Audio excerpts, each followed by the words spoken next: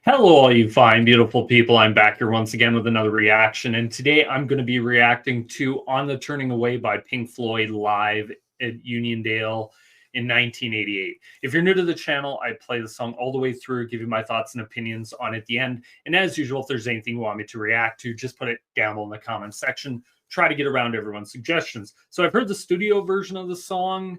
I've never actually seen the live of this before. I love the song, really enjoy it. So thought, you know what? I put up a poll.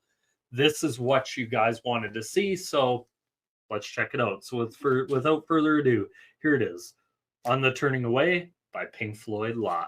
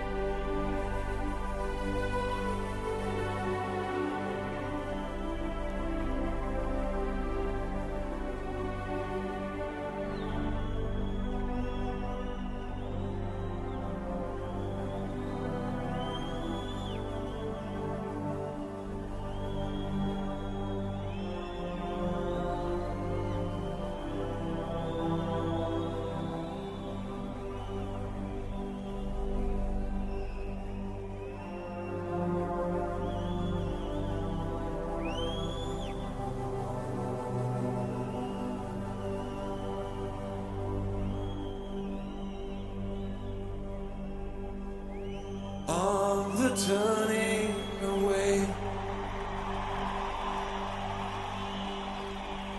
from the pale and downtrodden, and the words they say which we won't understand.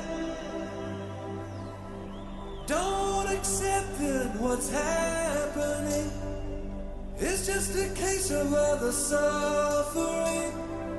Oh, you'll find that you're joining in the turning away.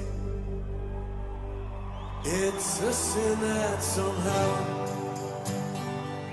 light is changing to shadow and casting its shroud over all we have known.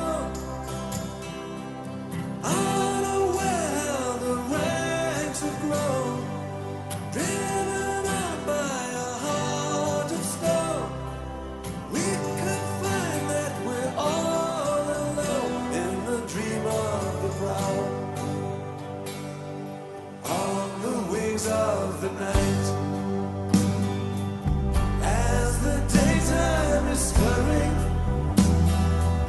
where the speechless united a silent accord. You will find the strange, mesmerized as they light the flame. Feel the new wind of change on the wings of the night.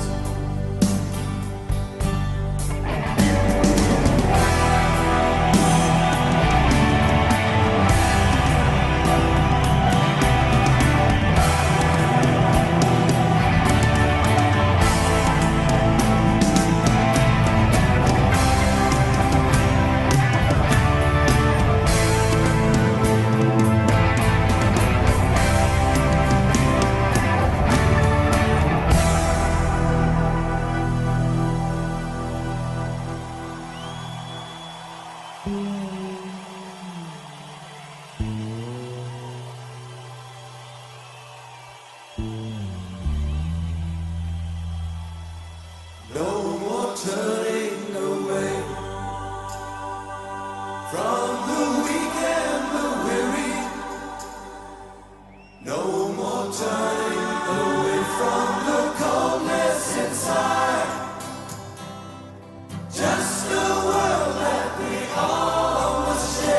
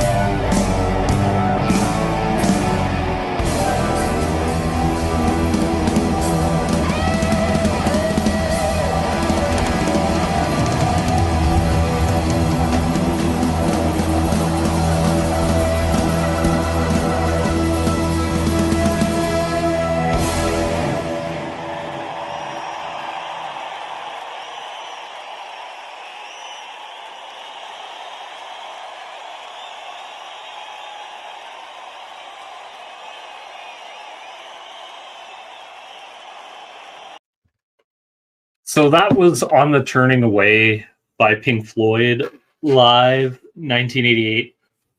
Wow, what a performance. I absolutely love at the beginning the atmosphere that this entire song just creates. It's just a mesmerizing atmosphere of just kind of feels like heaviness.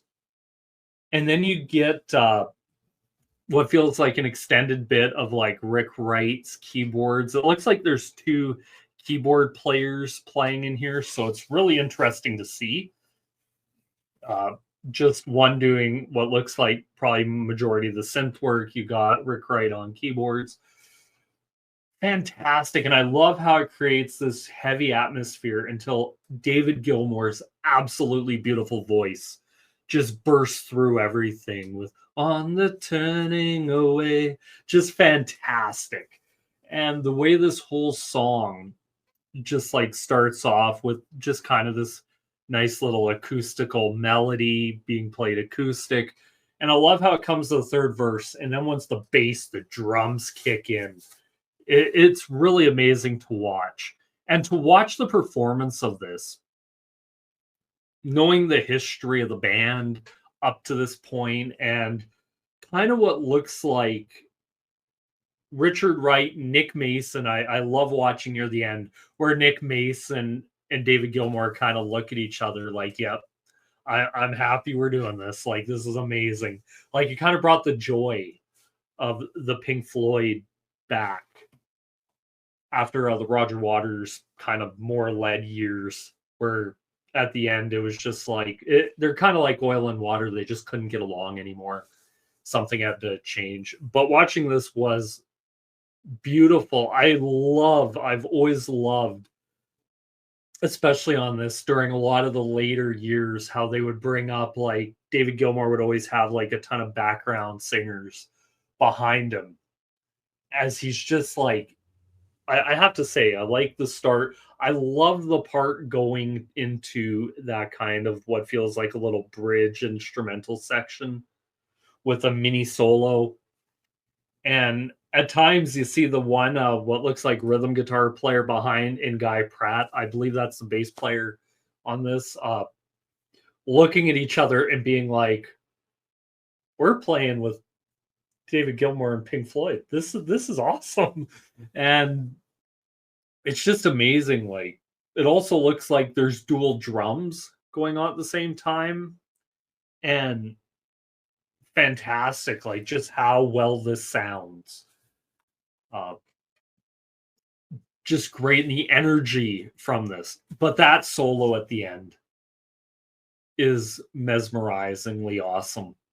One thing I will give David Gilmour, and I'll always say this about David Gilmour, he has written some of the most memorable guitar solos that I think I've ever heard, where it's like a song's going along and you could feel however you feel about the song up to that point.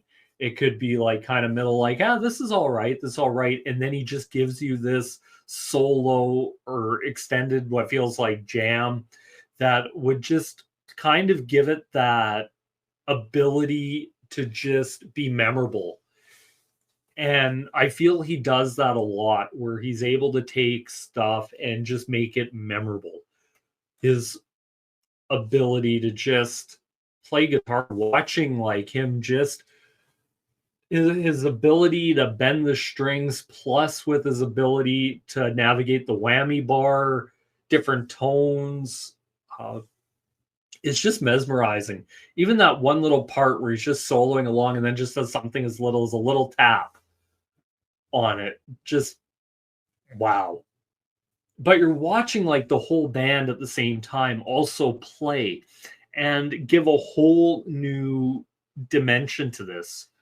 You still have like the keys underneath with that same kind of haunting underneath to it, but it's the fact the guitar solos, the vocals are able to breathe through. The background singers, I love how at one part the one singer just starts what feels like screaming into the microphone, and that it gives it a whole new feel. And like I said at the beginning, it makes it feel like the band is having fun.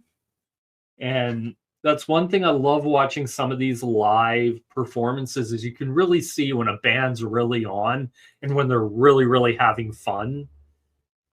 It can kind of become infectious through like everything. The crowd there, like up to that point, I want to say had been since this is 88. Uh, they briefly toured the wall in 80, but they never toured the final cut. I think for a lot of fans at this point, this was their first experience of Pink Floyd in like 8 years. And to see like just how into it the crowd was, it really is a joy. Like Rick Wright is phenomenal. And you start seeing little smiles from the band members and interactions, and you kind of see like I've said, kind of rambled on about, is they're having fun. And this is one thing where I love going back and watching a lot of these things that I haven't watched in year or haven't seen. Like I've heard the albums, but I've never went and watched like live. Up until starting this channel, I virtually skipped a lot of live stuff because of the fact that I'm not really a live album person or a live performance. Like I'll watch some here and there. Probably more in my younger years, I might have tolerated it, but especially being around like a lot of live stuff, and then you get like the crowd, like the whistling coming through at times, and it gets very distracting, and that's usually why I never did. But this one I really, really enjoy a lot. I have to say, this is chef's kiss. This is a phenomenal song. This song is just as relevant today as when it was written back in 87. Like, just phenomenal. I'll definitely give David Gilmour and the band a lot of credit. And I know he had some writers at the time, but this song is what I would say whenever anybody says they don't like the David Gilmour era, I have to show them this song because I'm like, regardless of what you feel about Pink Floyd, regardless of what you feel about 80s production, this song is absolutely beautiful and perfect. No matter what you do, you could take it out. You could play this probably acoustically and it would work. It's just a well written, well crafted song. That's what I found a lot in the last two albums, the division, or I can't say that anymore, on the Momentary Lapse of Reason and Division Bell, is they were very well crafted songs, well crafted guitar instrumentation on it, and it works.